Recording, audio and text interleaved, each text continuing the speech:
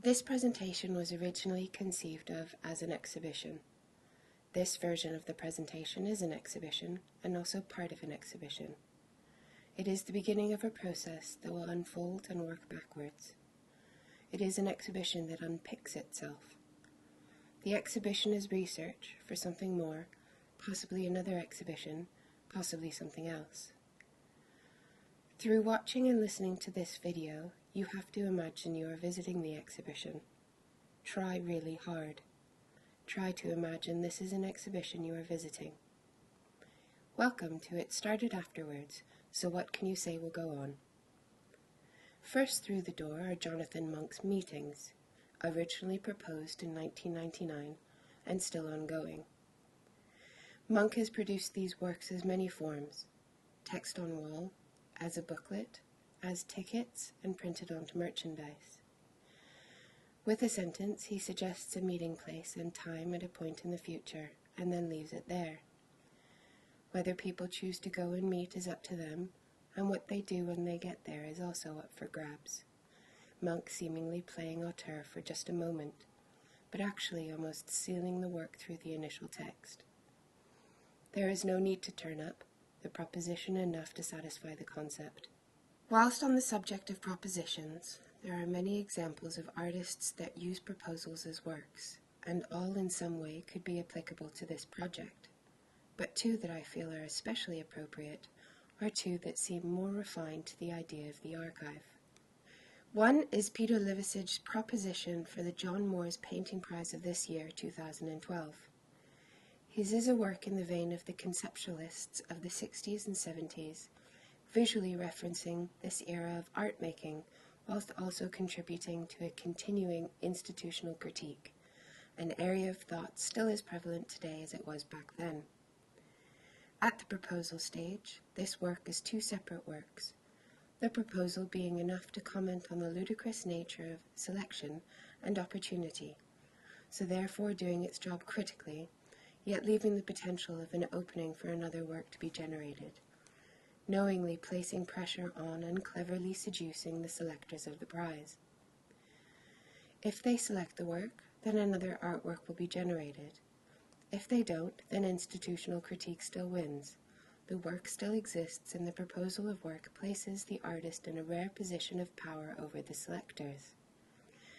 They did select the work, and though the intervention of selectors satisfying the proposition, the work now exists as one work, made up of two separate elements.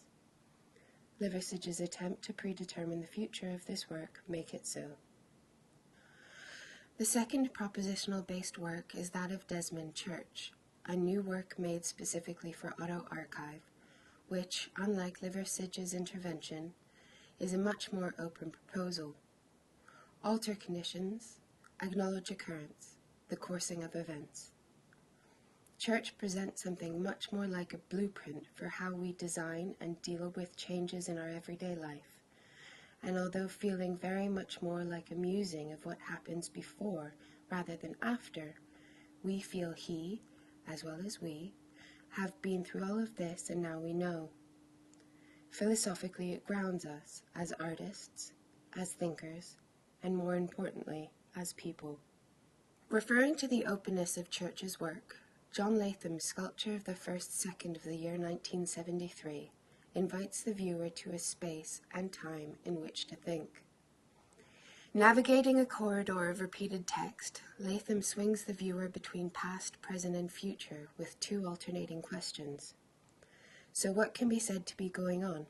Immediately followed by, so what can be said to have gone on? Then straightaway back to, so what can be said to be going on again?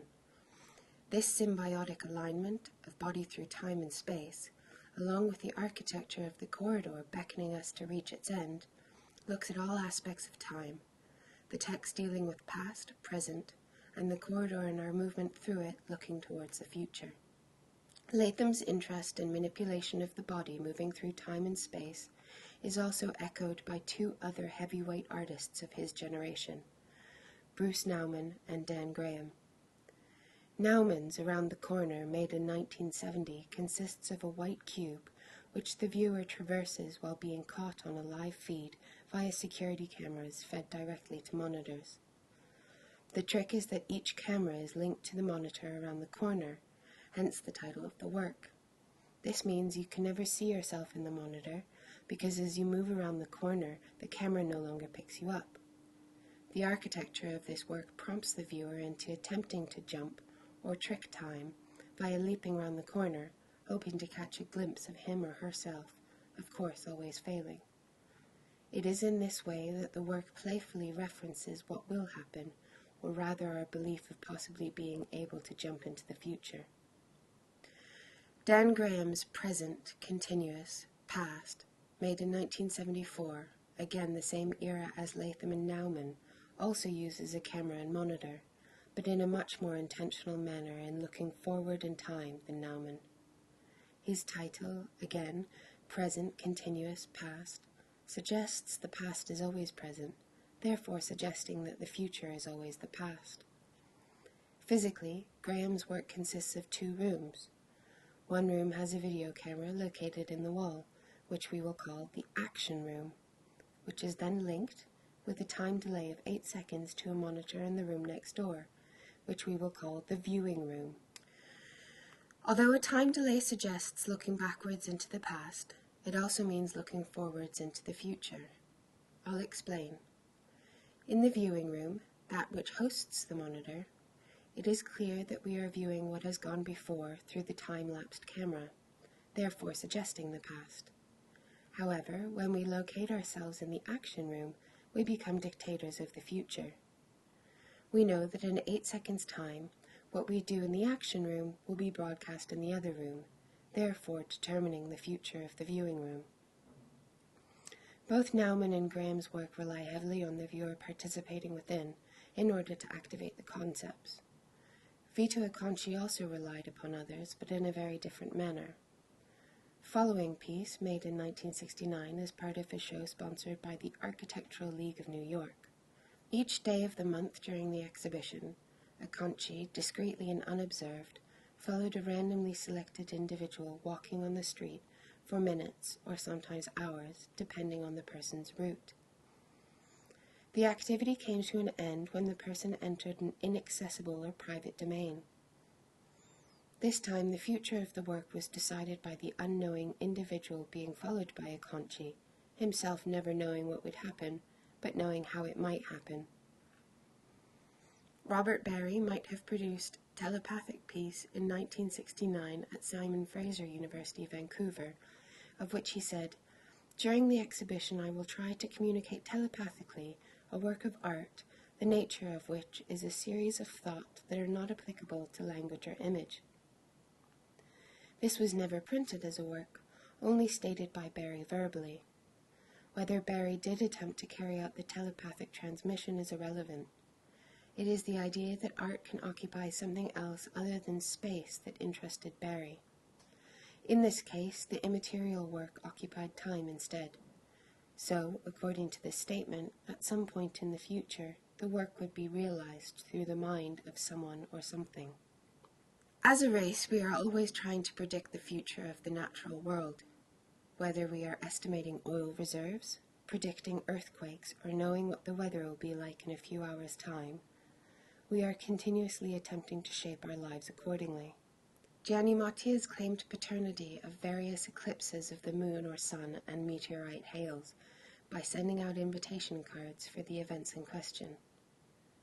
In 1997, he organized an opening from the roof of Le Corbusier's Cité Radieuse in Marseille during the last total eclipse of the moon of the millennium. His gallery sends the invites out like any preview invitation, but in place of an exhibition is a future lunar or solar eclipse. This exhibition isn't just restricted to singular artworks, it also features curated projects. Repetition Island was curated by Klimašauskas at the Centre Pompidou in Paris in 2010. Repetition Island was one fully orchestrated day that happens again and again 5 times in a row between July 7th and 12th, Centre Pompidou, Paris. The day on Repetition Island starts at noon. Without a prior notice, it moves into a full-time live scenario of fine-tuning, exercising, and building a space for a shared habitation. The day is our medium, space is our practice, says Marty, the inhabitant of the Repetition Island, busy with obliterating the line between their rehearsal and the show on the floor. Maybe the last day will look like the first day was intended to be, explains Marty. It will take 5 days to arrive to this moment. Clearly, this process of repeated activity looks to the future. What happened today will happen tomorrow, of course slightly differently, but what will happen has already been archived. Another curated example is Barry Sykes' Apocalypse. This was a series of entirely hypothetical, invented, fictional talks and presentations by 22 different artists, writers, curators, and performers. Every weekday throughout July 2012, a new one was revealed on a dedicated website. Barry Sykes. A few months ago, I was invited by Lucy Ackerman and Sam Playford Greenwell of It Looked Like a Theatre to devise a project around the theme of artists' talks. This, the Apocalypse, has now become Act 1 of their ongoing research project. My brief for the 22 contributors was to use the formalities of publicity material and event listings, title, date, location, description, biog, image, entrance fee, etc., to conjure up an imaginary presentation that they did not have to deliver. They had complete free rein to devise whatever they wanted, the only parameter being that they enjoyed the freedoms this might give them. Each contribution was developed in isolation with no idea of what each other was devising. Judging an idea by how it sounds is common currency. This project had been set in motion to focus on how ideas are circulated, how they begin to take form, and how sometimes it is just as important to know what you're not doing. So to recap simply what Barry said, each contributor conjured an event that would never materialize as an event, but all the marketing associated with creating that event still existed, therefore suggesting action. Due to the action never materializing, the event archived itself through the marketing techniques. This is a curated project of sorts, or more specifically an archive project that sets out to archive itself before it's finished, and is the first issue of a publication called Post Document, which is a play in words of postscript document file, or as we know it, PDF, as the publication is designed to be downloadable and you print one for yourself. It also investigates exhibition photography, exhibition views as a subgenre of architectural views, and the photogeny of an exhibition. The first issue, subtitled Title of the Work, Untitled Stacks, took an idea that exhibition photography would be collected and collated from the past, present, and the future, and published together to present a 180-degree view of Don Judd's seminal Untitled Stacks series in various exhibition settings across the world. This echoes how you would go about physically navigating the work in an exhibition, and when printed, conjures the idea of the flick book, an earliest form of moving image. It is the idea forming the future of the work. The 180-degree view of the works meant that the collaborators, Rémi Parcollet, Aurélien Moll, Christophe Lemaitre, had to wait for future exhibition photography to be carried out before their project is finalized.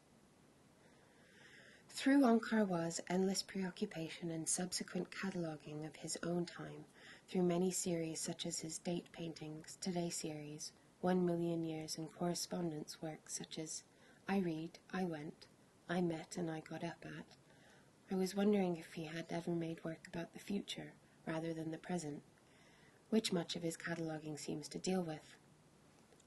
His telegram series, I Am Still Alive, also clearly represents the present moment, but because of the precarity and brevity of human experience, I think also concurrently addresses the future philosophically. Anyone who has received one of Karwa's intermittent telegrams since 1970 knows that when Karwa sent it, he was still alive. He might now not be. The statement is both nothing and everything. Yes, we are all still alive, and at this moment we exist in this place. The opposite and same, I am not dead, would make us think differently maybe.